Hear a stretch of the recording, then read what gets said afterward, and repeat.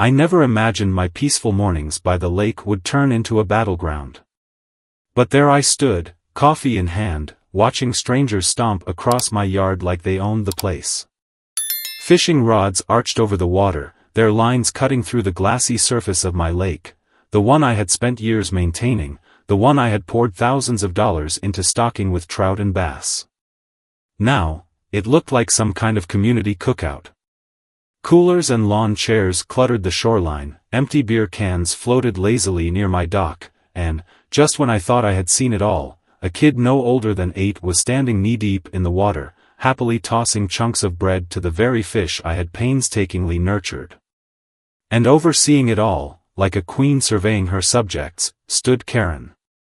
She had that smug, self-satisfied expression I had come to loathe, arms crossed over her chest, her oversized, queen bee coffee mug practically glued to her hand.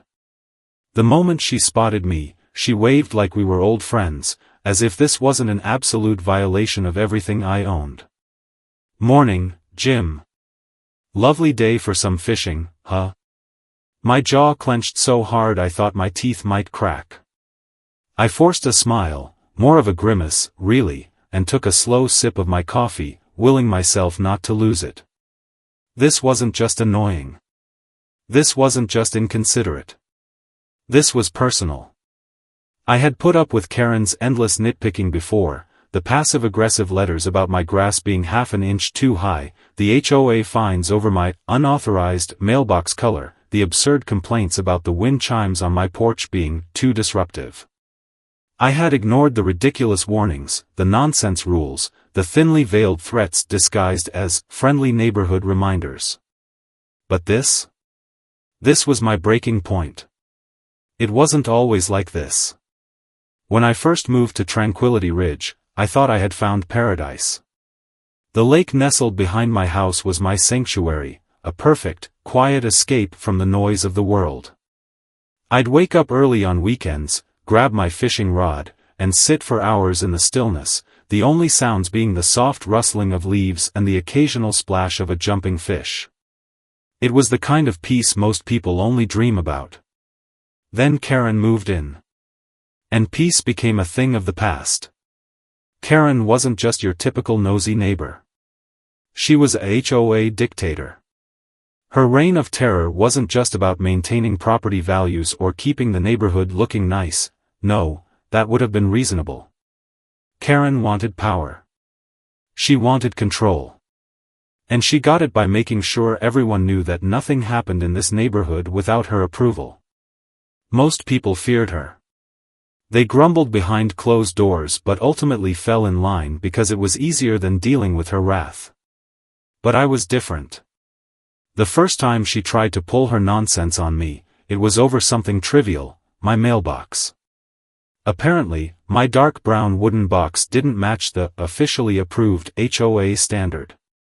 She actually handed me a letter, formatted like a legal summons, demanding I repaint it within 14 days. I laughed. Surely this was a joke, right? 2 weeks later, I found a fine taped to my door. I didn't pay it. That was my first mistake. Ignoring Karen was like ignoring a hornet's nest sitting next to your front door. She doubled down. Weekly warnings became daily notes left on my windshield.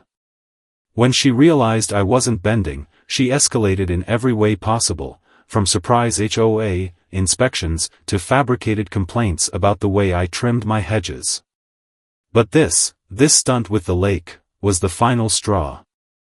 I set my coffee cup down on the railing of my deck and took a deep breath, forcing myself to stay calm. Then, I marched straight toward Karen. I stormed across my yard, my steps heavy against the wooden dock as I closed the distance between myself and Karen. She stood there with that ever-present smirk, lazily sipping her coffee as if she weren't the reason my private retreat had turned into a circus. "Karen," I said, keeping my voice level, though my hands curled into fists at my sides. "What the hell is going on? Why are there strangers fishing in my lake?" She raised an eyebrow, feigning innocence. "Oh, Jim, don't be so dramatic," she said, waving her free hand as if I were a child throwing a tantrum. "It's just a little neighborhood fun. We all deserve to enjoy the lake, don't we?" I took a slow breath, forcing myself not to snap. "No, Karen. This isn't a neighborhood lake. This is my property. You have no right." Before I could finish, she let out a laugh, shaking her head like I had just told the most ridiculous joke she'd ever heard. "Jim, you really should brush up on your HOA bylaws," she said with an infuriatingly sweet voice. "Since the lake touches land controlled by the HOA, it's considered a shared community resource. You can't just hoard nature for yourself." My patience snapped. "That's complete bull." "Common sense, Jim," she interrupted, her voice dripping with condescension. "You can't expect to own a body of water. That's not how neighborhoods work. Maybe if you'd come to more HOA meetings, you'd understand how things are run around here." I gritted my teeth. There was no reasoning with Karen. She lived in a reality where what she said was law, and anyone who didn't fall in line was simply selfish or difficult. I turned on my heel and marched straight back to my house. I needed to check my paperwork, my property lines, anything that would prove Karen was full of it. But by the time I reached my porch, I noticed something else. More people. A steady stream of strangers was making their way toward the lake, folding chairs slung over their shoulders, coolers dragging behind them. A man I'd never seen before hauled a massive speaker down to the shore while a group of kids ran past me, excitedly waving their fishing rods. I turned back to Karen, who was watching me with thinly veiled amusement, sipping her coffee like she was watching a show she'd already seen 100 times. This wasn't just an invasion anymore. This was a takeover. I needed to act, fast. That night, I stayed up late, digging through every document I could find. My hands trembled with frustration as I flipped through my property records, looking for something, anything that would shut Karen down. And then, finally, I found it. My lake, the entire lake, was fully enclosed within my property lines. There was no gray area, no shared jurisdiction. Karen's claim was pure nonsense. Still, I needed to be absolutely certain. The next morning, I called my lawyer, who confirmed what I already knew: Karen had no legal ground to stand on. Armed with the truth, I wasted no time. By noon, I was at the hardware store, loading my truck with bright red "No trespassing" signs, motion sensor cameras, and something a little extra, motion-activated sprinklers. If people weren't going to respect my words, they were going to get a nice cold wake-up call the moment they stepped foot on my land. By the time evening rolled around, my property was completely lined with signs.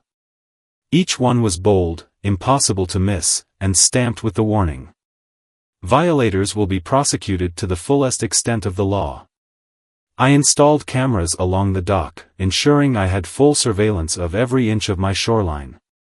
Then, as a finishing touch, I set up motion-activated sprinklers along the well-worn paths Karen's little army of fishing enthusiasts had been using to access the water. I had barely finished setting everything up when I heard the unmistakable sound of furious stomping coming from the sidewalk. Karen.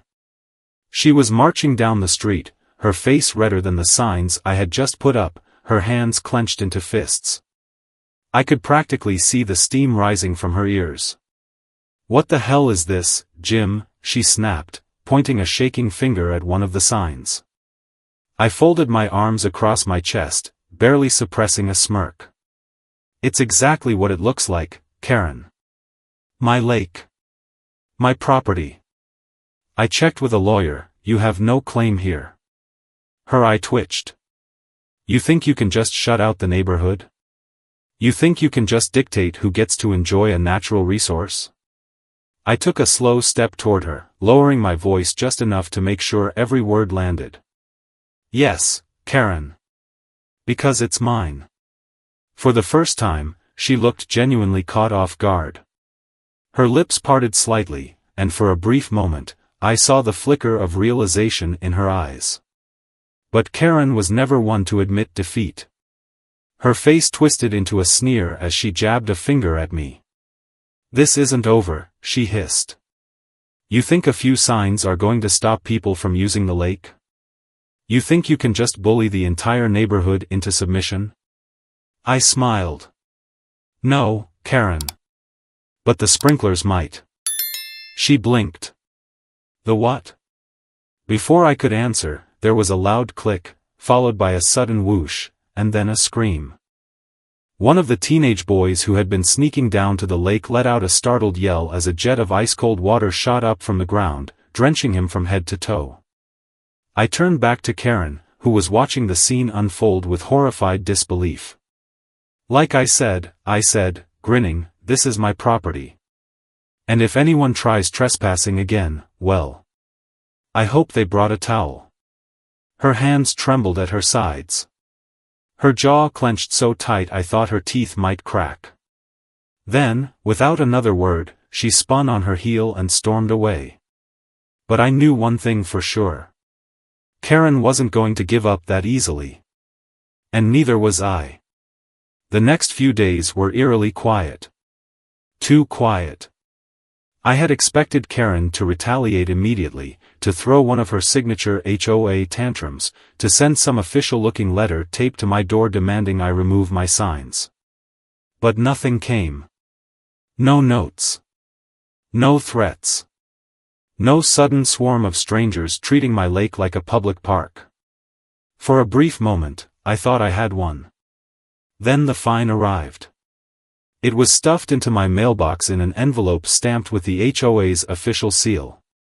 Inside was a formal violation notice, stating that my new, "No trespassing" signs were in violation of the HOA's aesthetic regulations. The letter demanded that I remove them immediately or face escalating fines and potential legal action. I clenched my teeth so hard I thought my jaw might snap. It wasn't just the ridiculousness of the claim, it was the fact that Karen had found a loophole. If she couldn't legally claim the lake, she would weaponize the HOA's petty rules to make my life miserable. I was still fuming when I heard the voices. From my porch, I spotted a group of men walking toward the lake, each of them carrying fishing gear. They moved with a purpose, like they had every right to be there. I stormed down my driveway, cutting them off before they reached the water. "Can I help you?" I asked, voice tight. One of them, a burly guy in his 40s, pulled out a laminated piece of paper and held it up. "No worries, man. We got permits." I snatched the paper from his hands and felt my blood turn to ice. It was an official-looking, community fishing permit, complete with the HOA logo at the top. At the bottom, in bold print, was Karen's signature. The audacity. The sheer blatant corruption of it all. I turned to the man, barely able to keep my voice steady. "Who sold you this?" He blinked, looking between me and the lake. HOA president, I think." She said the lake was part of the community, and we could fish here as long as we had the permit. I let out a slow, deep breath through my nose. "You've been scammed," I said. "This isn't public property. The lake belongs to me. That permit is completely fake." The man's face darkened. "You serious?" "Dead serious," I said, crumpling the paper in my fist. For a moment, I thought he might argue. But then, something clicked in his eyes, realization, maybe even embarrassment. "That woman took $50 from me," he muttered, shaking his head. Then he turned to his friends. "Come on, guys. We're leaving." I watched as they packed up, grumbling amongst themselves. One of them actually kicked over a cooler in frustration. Good. But this wasn't over. I stormed straight to Karen's house, my fists clenched at my sides. She answered the door with that same smug grin, as if she had been waiting for me. "Ah, Jim," she said sweetly, sipping from her Queen Bee mug. "What a surprise." I held up the crumpled permit. "What the hell is this, Karen?" She glanced at it, completely unfazed. "Oh, that? It's just a little way to help the community engage with our local environment. Isn't it lovely?" I felt my hands tremble. "You're selling fake permits to fish on my property?" She took another slow sip of coffee. "Oh, don't be so dramatic, Jim. If you weren't being so selfish, we wouldn't need permits, would we?" I took a step closer, voice dangerously low.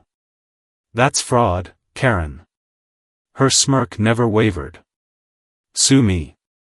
For the first time, I realized something crucial. Karen wasn't just annoying. She was a full-blown con artist. And I needed to take her down. That night, I sat at my desk, digging through every HOA document I could get my hands on. I went through old financial reports, budget statements, anything that might give me leverage. And then, after hours of searching, I found it. The HOA budget was a mess. There were suspicious expenses, vague things like community beautification projects and enhanced security initiatives. Thousands of dollars had been funneled into projects that didn't seem to exist. And at the center of it all? Karen's signature. I sat back in my chair, my pulse pounding. Karen had been embezzling money from the HOA. This wasn't just about my lake anymore. This was about exposing her. I wasted no time. The next morning, I requested a special HOA meeting, knowing that if I played my cards right, Karen's reign was about to end. By the time the meeting started, the room was packed. Word had spread fast. Residents who had spent years bending to Karen's will now whispered amongst themselves, sensing that something big was about to happen. Karen sat at the head of the table, her expression unreadable. She knew I had called this meeting, but she had no idea what I had found. I took my time. I started by explaining the fake fishing permits, detailing how Karen had sold access to my private property for her own gain. I could see people shifting uncomfortably in their seats, some of them realizing they had been scammed themselves. Then, I pulled out the financial records. The room fell silent. One by one, I laid out the evidence: misallocated funds, fake expenses, overcharges on neighborhood fees. I could see people's expressions darken, the quiet murmurs growing louder. "You're a thief," someone shouted. "We trusted you," another voice snapped. Karen tried to speak, but the second she opened her mouth, the room erupted into chaos. By the time the dust settled, the HOA board had voted to remove her. Karen's face was white with shock. For the first time in years, she had lost control. I should have felt victorious. But as I met her gaze across the room, I saw something that made my stomach turn. She wasn't angry. She was calculating. And that's when I knew, Karen wasn't done. Not by a long shot. The next few days were the calmest the neighborhood had seen in years. Karen was gone, officially removed from the HOA, disgraced, and humiliated in front of the entire community. For the first time in as long as I could remember, there were no passive-aggressive letters, no ridiculous fines, no surprise inspections targeting my property. The silence was almost unnerving. But I knew better. Karen wasn't the type to accept defeat. She was the type to plot her next move in the shadows, waiting for the perfect moment to strike. At first, I thought I was just being paranoid. Then the trash started showing up. At first, it was small, a beer can bobbing in the water, a plastic bag tangled in the reeds. I figured it was just leftover debris from the chaos Karen had encouraged. But then it got worse. Piles of garbage started appearing on my shoreline, bags of rotting food, crushed beer cases, cigarette butts scattered across the dock. Then came the dead fish. The first one washed up a few days after the meeting. At first, I thought it was natural, fish die all the time. But the moment I pulled it from the water, a strong chemical stench hit my nose. I froze. Karen had already tried poisoning the lake once. I had caught her in the act, dumping something into the water in a last desperate attempt to ruin what she could no longer control. She had been arrested, charged, forced to post bail, but now, standing there with that dead fish in my hands, I knew she hadn't given up. I checked my security cameras, scouring through footage from the last few nights, but nothing stood out.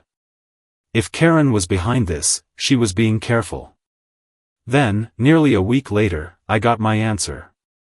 At 2:13 a.m., a notification pinged on my phone. My motion-activated cameras had picked up movement by the lake. I opened the live feed, expecting to see a raccoon or maybe some teenagers testing their luck. Instead, I saw her. Karen. But she wasn't alone. 2 men stood with her, each hauling large plastic jugs toward the water's edge. Karen knelt by the shoreline, her hand dipping into the lake as if testing the temperature. Then, she looked up and gave a nod. The men lifted the jugs.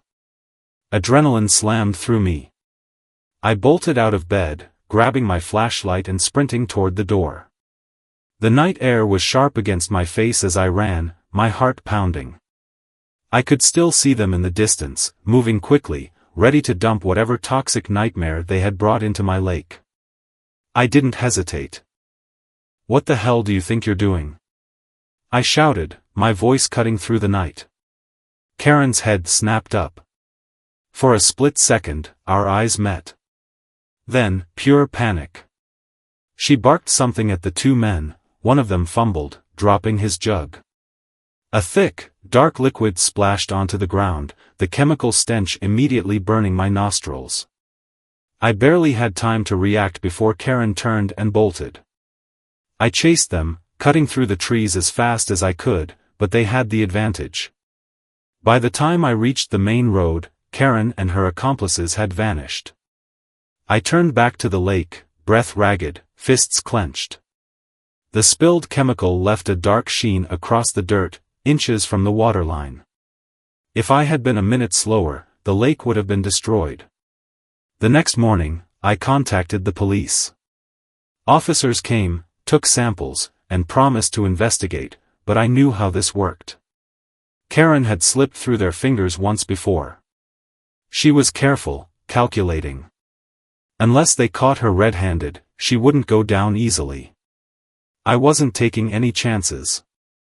I hired an environmental specialist, who confirmed my worst fear: the chemical was industrial grade, toxic enough to wipe out the lake's ecosystem in days. If she had managed to dump the full load, every fish, every plant, everything in the water would have been gone. The cleanup was exhausting. I spent the next week dragging dead fish from the water, replacing contaminated soil along the shoreline. And then something unexpected happened. The neighbors started showing up. At first, it was just a couple of them, people who had kept their heads down while Karen ran things, who had never dared to challenge her. But now, with her power stripped away, they came. One by one, they helped. They pulled debris from the lake, scrubbed the dock, offered supplies. Some did it out of guilt, knowing they had ignored Karen's corruption for too long. Others did it out of genuine regret, wanting to make things right. It wasn't much, but it was a start. For the first time, I felt like the neighborhood was finally on my side. I had hoped that Karen had learned her lesson, that her last desperate stunt would be the end of it. But Karen wasn't just angry. She was obsessed. A few weeks later, I found deep tire tracks carved through my lawn. My mailbox, the same one she had found me over years ago, was snapped clean in half. I checked my cameras. Karen's beige SUV had been parked at the curb. It wasn't just vandalism. It was a message. She wanted me to know, she wasn't finished. That's when I realized Karen wasn't just some bitter HOA tyrant. She was spiraling. Losing control over the neighborhood had broken something inside her. She wasn't just fighting to win anymore, she was trying to destroy everything around her. And if I didn't stop her now, she was only going to get worse. I knew Karen wasn't going to stop.